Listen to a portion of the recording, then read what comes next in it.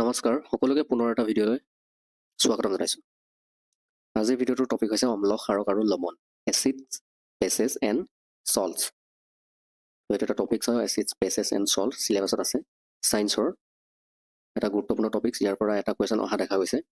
গতিকে প্ৰথম প্ৰশ্ন হৈছে, what colours does blue litmus paper turn when dipped into an acidic solution?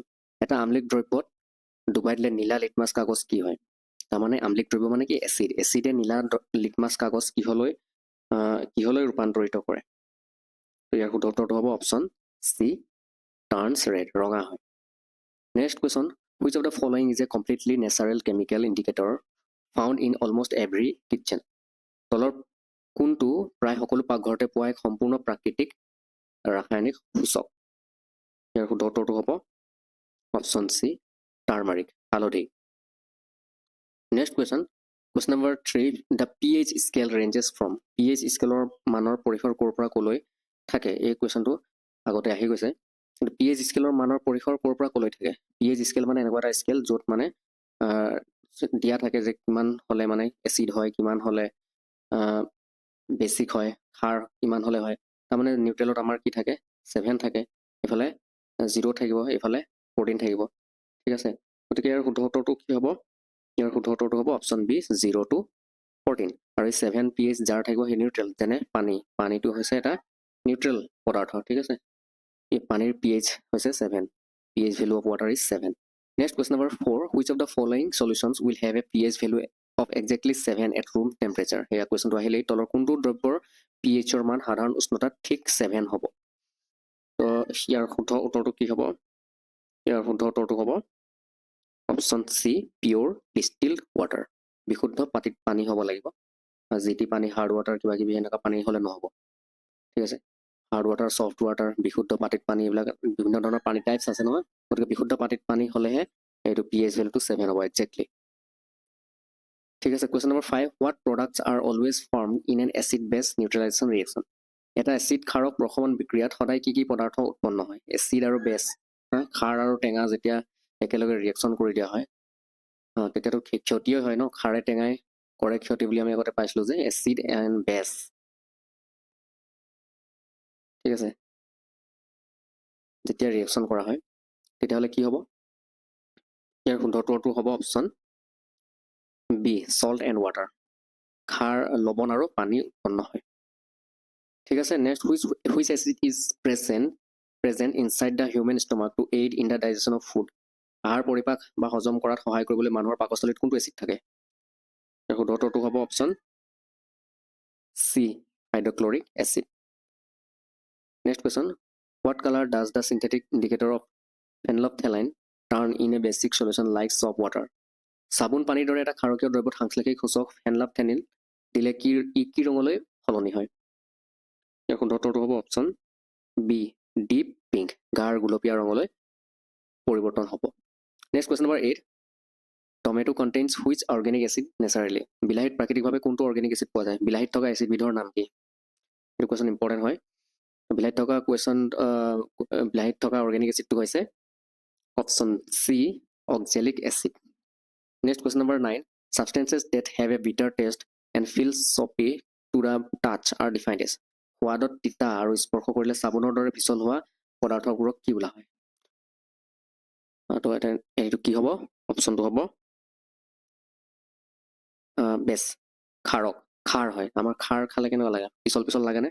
গতিকে ইয়াৰ শুদ্ধ উত্তৰটো হ'ব অপশ্যন বি, বেচেছ বা ক্ষাৰক। Question number 10, what chemical compound is widely use to treat soil that has become too acidic for crop growth? খেতি বাতি কৰাৰ বাবে অতিমাত্ৰা আমলিক, মানে মাটিখিনি পূৰা এচিড হৈ পৰা তেনেকুৱা মাটিৰ অম্লতা প্ৰশমিত কৰিবলৈ, সেই এচিডখিনি অলপ নিউট্ৰেল কৰিবলৈ তলৰ কোনটো যৌগ ব্যৱহাৰ কৰা হয়? খেতি বাতিৰ ক্ষেত্ৰত যিসকলে জড়িত হৈ থাকে তেওঁলোকে জানিব। তো ইয়াৰ শুদ্ধ উত্তৰটো হ'ব অপশ্যন হ'ব এ, স্লেক লাইম, কেলছিয়াম হাইড্ৰক্সাইড বা collision. Next question number 11, which of the following has the highest acidic strength? Acid যিমানে হাইয়েষ্ট হ'ব এচিডিক ষ্ট্ৰেংথটো, সিমানে pH ভেলুটো কম হ'ব, লৱেষ্ট pH ভেলু।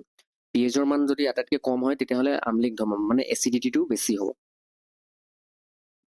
তো ইয়াৰ শুদ্ধ উত্তৰটো হ'ব অপশ্যন চি গেষ্ট্ৰিক জুইচ পাকস্থলীৰ যিটো পাচক ৰস আমাৰ নিঃসৰিত হয় পাকস্থলীৰ পৰা গতিকে সেই গেষ্ট্ৰিক জুইচ সেই ৰসটোৰ পাচক ৰসটোৰ মানে এচিডিটিটো বেছি থাকে সেইকাৰণে আমি খালী পেটত থাকিলে আমাৰ এচিডিটি হৈ যায় যে সেইকাৰণে হয় question number 12 water soluble bases are specifically called পানীত দ্ৰৱীভূত হোৱা ক্ষাৰকবোৰক বিশেষভাৱে কি বোলা হয় কিছুমান ক্ষাৰক পানীত দ্ৰৱীভূত হয় কিছুমান নহয় তো ক্ষাৰকবোৰ পানীত দ্ৰৱীভূত হয় সেই তেনেকুৱা ক্ষাৰকবিলাকক কি বুলি কোৱা হয় ইয়াৰ শুদ্ধ উত্তৰটো হ'ব option B alkalis are next question number 13 tamarind তেতেলী কণ্টেইনছ হুইচ এচিড তেতেলীত তলৰ কোনটো এচিড পোৱা যায় ইয়াৰ শুদ্ধ উত্তৰটো হ'ব অপশ্যন চি টামাৰিণ্ডৰ পৰাই টাৰাটাৰিক এচিড এনেকৈ মনত ৰাখিব আপোনালোকে tamarind tartaric acid next question number 14 what is the chemical name of common table salt that we consume daily আমি সদায় খোৱা সাধাৰণ নিমখৰ ৰাসায়নিক সংকেত কি বা ৰাসায়নিক নাম কি ইয়াৰ শুদ্ধ উত্তৰটো আমি সকলোৱে জানো ছডিয়াম কি হ'ব ক্লৰাইড NaCl এইটো আমাৰ খোৱা নিমখৰ সাধাৰণ সংকেত হয় next question number 15 when a bee or an ant sting a person, it injects an acidic liquid into the skin that causes sharp pain. Which mild base can be rubbed on the area to get relief?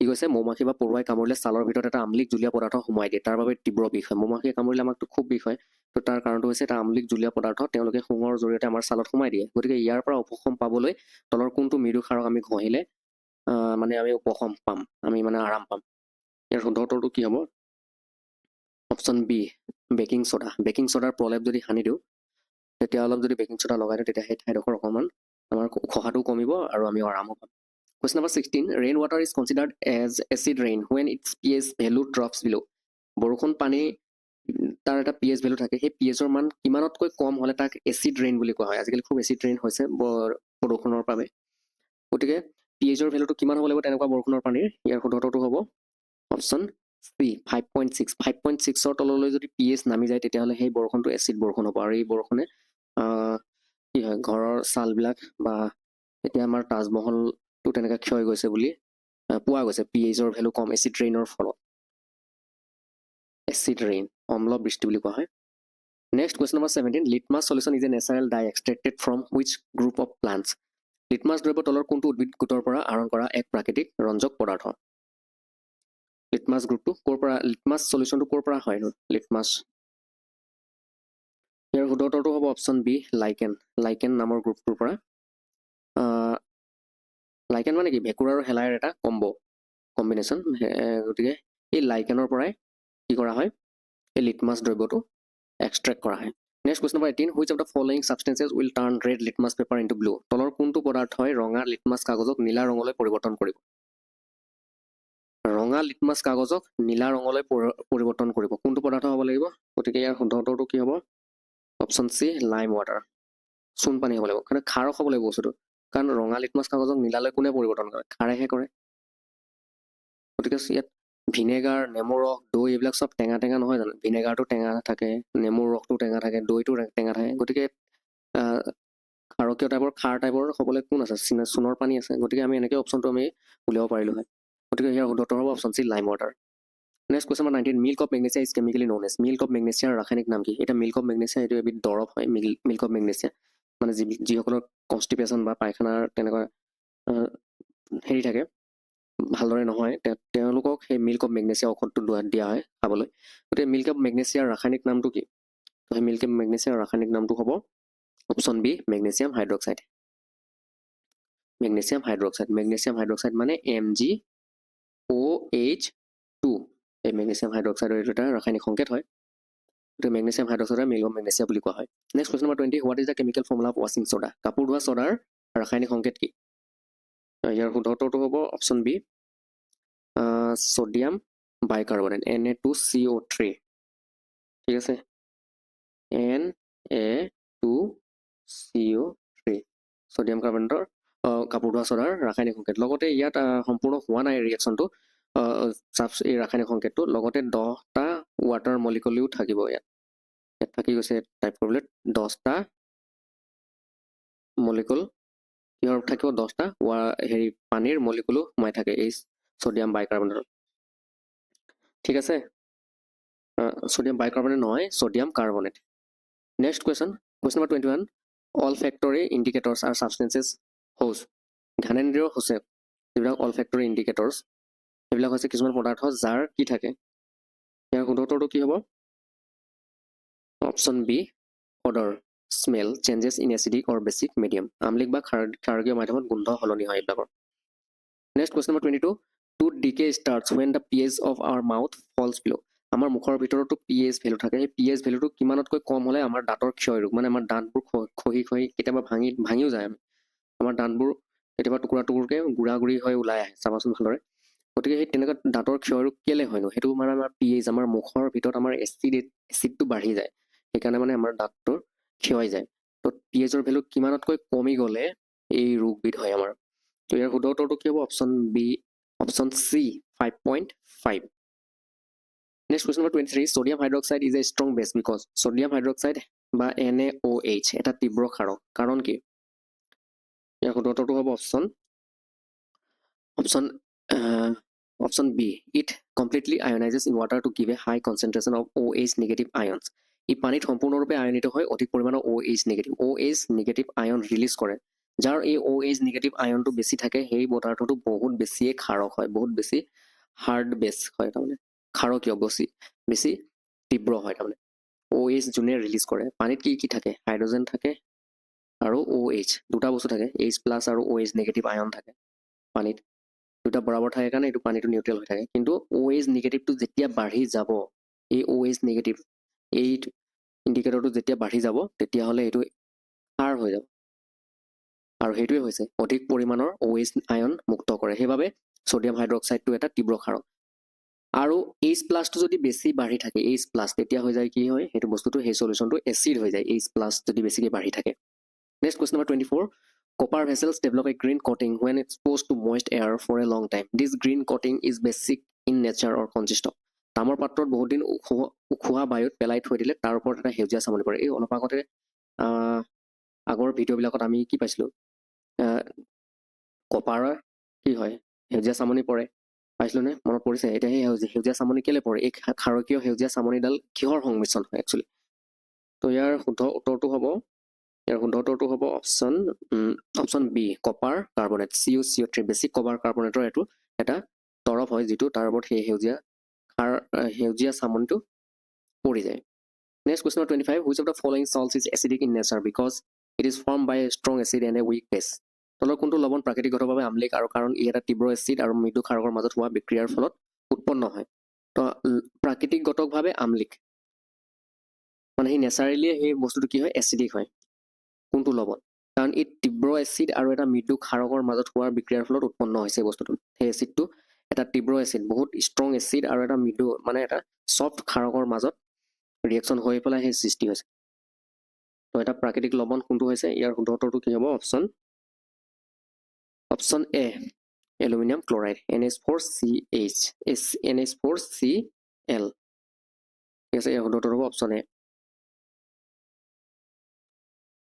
next question number 26 plaster of Paris hardens into a solid mass when mixed with water due to a formation of পানীৰ হৈতে মিহলি কৰিলে কি পদাৰ্থ গঠন হোৱাৰ বাবে plaster of Paris টান হৈ পৰে মানে প্লাষ্টাৰ অফ পেৰিছত যেতিয়া পানীৰ হৈতে মিহলি কৰি দিয়া হয় তেতিয়া হলে এটা টান পদাৰ্থ উৎপন্ন হয়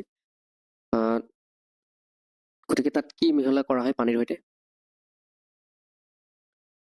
হৈতে কি মিহলি কৰিলে প্লাষ্টাৰ অফ পেৰিছ টান হৈ পৰে ইয়াৰ শুদ্ধটো কি হ'ব অপচন বি জিপসাম নামৰ পদাৰ্থৰ ভিতৰত পানী যেতিয়া যোগ কৰা হয় তেতিয়া প্লাষ্টাৰ অফ পেৰিছ উৎপন্ন হয় আৰু প্লাষ্টাৰ অফ পেৰিছটো খুব টান আমাৰ প্লাষ্টাৰিঙৰ সময়ত হাড়দি ভাঙিলে বা কিবা হাত ভৰি ভাঙিলে সেইটো প্লাষ্টাৰ অফ পেৰিছ ইউজ কৰি আমাক প্লাষ্টাৰ কৰা হয় ঠিক আছে আৰু প্লাষ্টাৰ অফ পেৰিছ তাৰ ফৰ্মুলাটো হৈছে এইটো আহে পৰীক্ষাত CaSO4 আৰু কি থাকিব হাফ নহয় 2H2O প্লাষ্টাৰ অফ পেৰিছত এইটো থাকে ৰিঅ্যাকশন তাৰ কেমিক্যাল নেমটো হৈছে CaSO4 2H2O সৰি 2H2O নহয় 2H2O হলে এইটো জিপসাম হ'ব হাফে হ'ব হাফ H2O হেতু হ'ব প্লাষ্টাৰ অফ পেৰিছ ঠিক আছে next question what gas is release when sodium carbonate reacts with dilute hydrochloric acid যেতিয়া সোডিয়াম কাৰ্বনেটে লঘু হাইড্ৰক্লৰিক এসিডৰ সৈতে বিক্ৰিয়া কৰে তেতিয়া কোনটো গেছ